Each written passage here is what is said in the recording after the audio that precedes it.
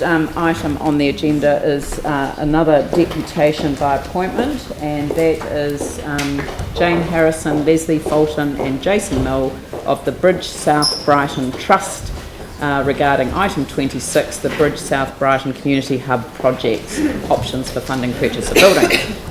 Welcome.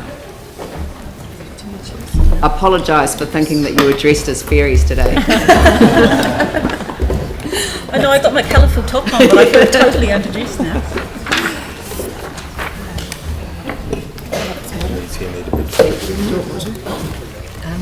I should have known Jason wasn't. Jason is a fairy, that would be interesting. The bearded fairy. Losing his beard. Yeah. So you just use the arrows to move. These ones? Yep, so is that enough for weight? Are we on?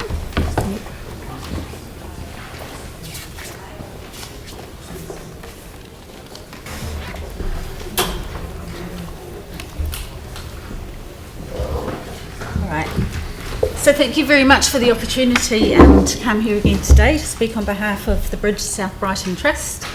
We will only be very brief because we have talked to you people recently and also to the Community Housing and Economic Development Committee at some length as well. We do have a little bit of extra information for you today around our funding, and I'd just like to say that it's really nice. We have a lot of support here with us, but we also have a lot of people at home in South Brighton watching on the live stream. There's a lot of people very interested in the outcome of today. So thank you for your time. I'll just very quickly remind you of the project. Basically what we're wanting to do is to take the abandoned church in the centre of South Brighton and turn it into a multi-use community facility.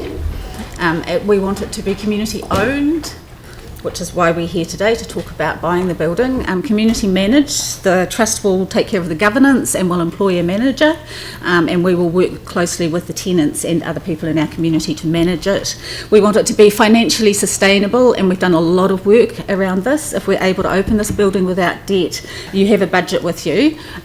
We should be able to pretty much break even from day one, and that's a very conservative budget that is based on people who have already shown a very clear indication that they will come into the building, that they will use the building, activities that are already going on in South Brighton. It's going to be very multi-use. There'll be local business, we'll have community facilities, educational facilities, office space, meeting spaces, a performance venue, a wellness centre, so really multi-use for our community because there's nowhere else to do all of these things in South Brighton, and there's no, in the foreseeable future, there's no opportunity to rebuild any of what we lost, and that's because of new regulations around foundation levels and other complexities around that. This building is ready to go once we get the repairs done and the fit out done, because we don't have to change foundation heights or anything like that, and we've had a lot of people come through. We've got a lot of confirmation of all of that.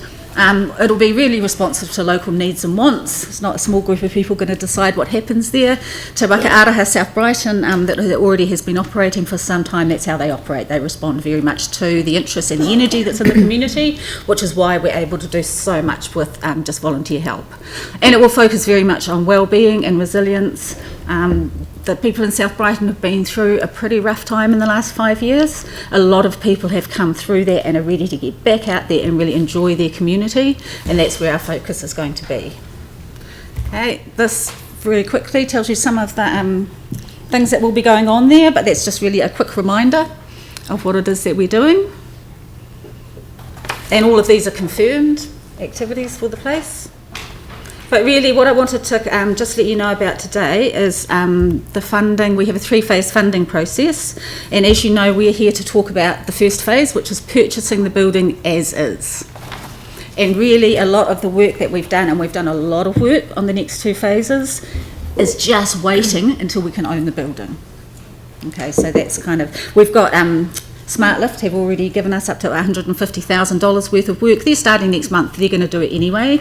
They have an agreement with the Baptist Church. We have Rod Robson from the Baptist Association with us. They've been incredibly supportive of us being able to buy the building, and they have an agreement, a contract with SmartLift to be able to do that work. So there's a huge confidence, and they are doing that because our community voted for that. We won that competition. Over 2,200 votes, and we're a 1,500 household community. So SmartLift have shown us that belief in what we're doing. In terms of the seismic strengthening and repair work, do you want to briefly speak to that? There are some costs in front of you with that, and a large hunk of that is the smart lift work.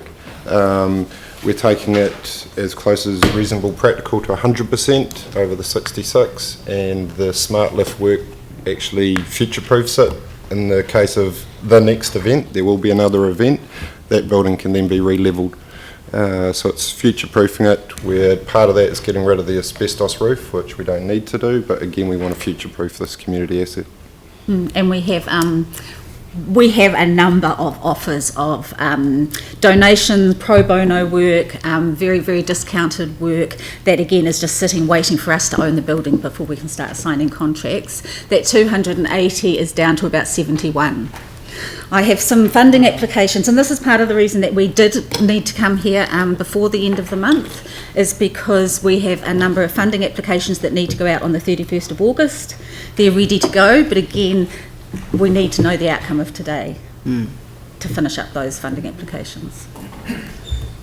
And then the full building fit out, I think last time we said to you that we'd approached the Rata Foundation with an expression of interest to do the fit out. We've just heard last week from Rata that we've got through their initial processes, so we're down to the final stage of that funding application, which means they'll come into our community and they will assess our governance, they will assess our business plan and have a really good look at what we're doing. It's a big commitment, and we believe really strongly that's going to have a successful outcome for us. So that was very good news. And just quickly, that figure, again, we've given you some detail in front of you on those figures. That is taking it to a full finished top level cafe, etc., and then allowing us to rent fully.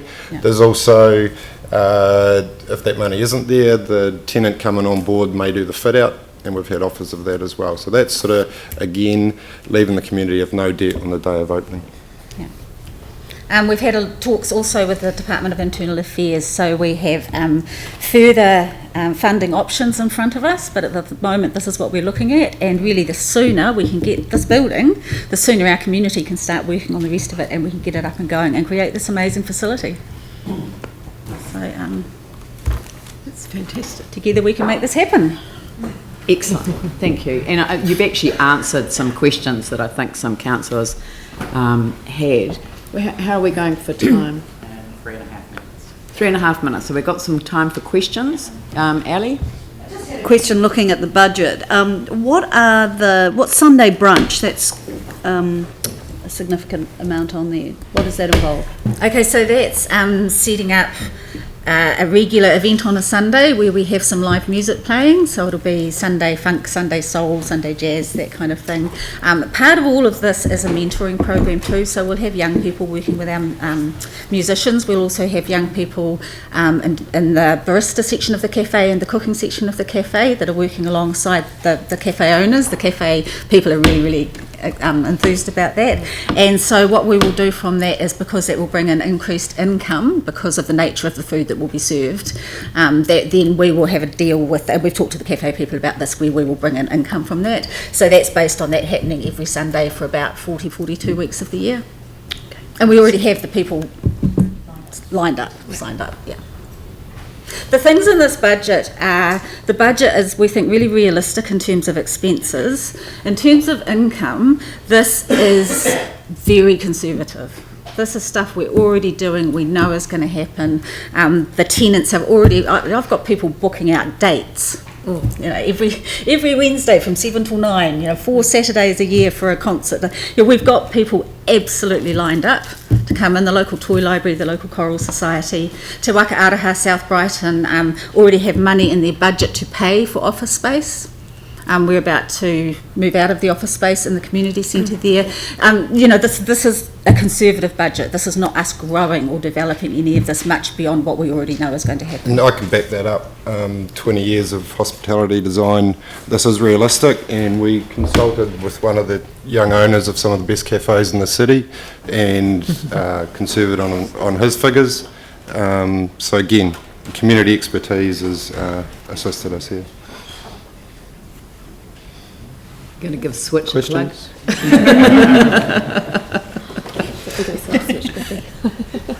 Liquor licence, is that is that going to be an issue with here? Liquor licence? Yeah, because it's so close to residential. Yeah, no, that's a good question. We don't want a fully licensed premise. This is about community activity first and foremost.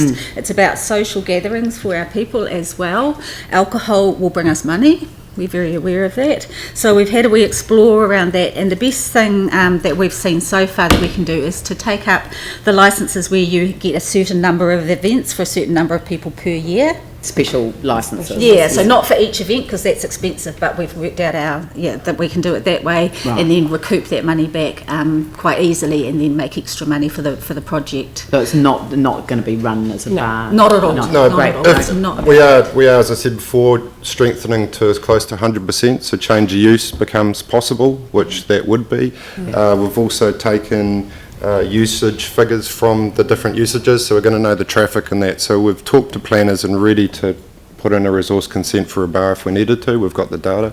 Yeah. Again, we just need to own the thing. Yeah, no, I'm We've done all totally that with you. around consents. Yeah.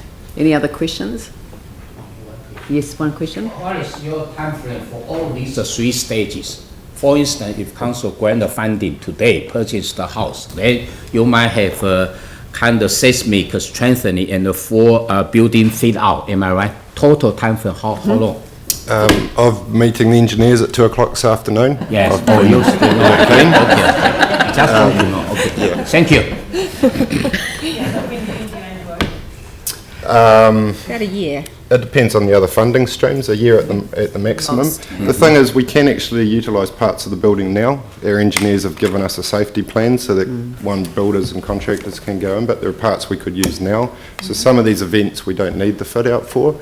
So as soon as we can, we will be in there doing things, yeah. And the first stage, once we own the building, is to get the community in to clean it up because it's been abandoned for 5 years, and we're going to get a couple of skips. The student army have said they'll come along and get the community in, who's shown us so much support. It's like, right, get your gumboots on, we'll get, So bringing people in as soon as possible to get involved. Yeah. But that'll be an activation in itself. Yeah, exactly. So that's great. And SmartLift, when SmartLift do their work next month, they're actually bringing TV3 are coming along to do one of their story programs on it, which has been a great enticement for the pro bono and the donation work amongst the ladies. We'll shout it from the rooftops on TV3.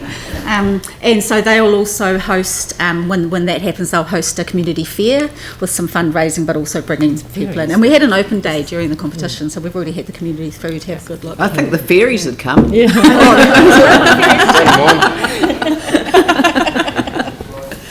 That's great. Look, thank you very much, and we'll thank you very much for coming, and we'll invite staff to take your place at the table, and we'll go straight to item 26.